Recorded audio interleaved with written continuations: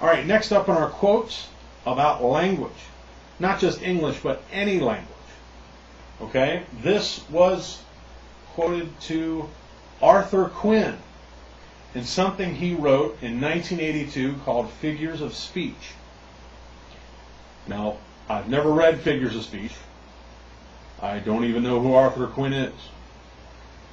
But he wrote a really good quote about language. And this is what he said.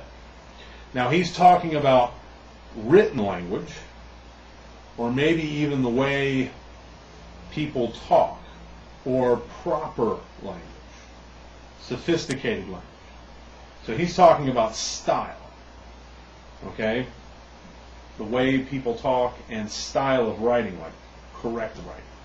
So he's saying style is like a frog.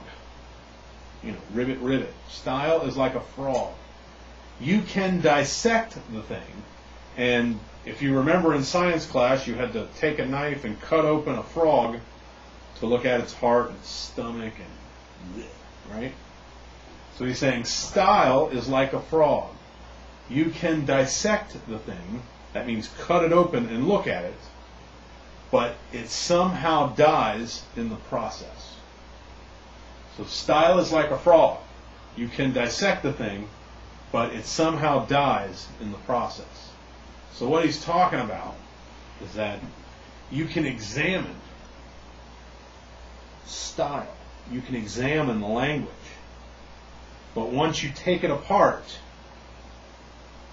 and look at it and really study it, the style, the language, the true meaning, the emotional meaning, the subtlety, the little nuances of language that only a native speaker could truly understand, and the proper point of view somehow disappears when you take apart a language and study it, which is true. You lose the true essence of something when you take it apart.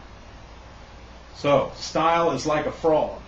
You can dissect the thing, but it somehow dies in the process.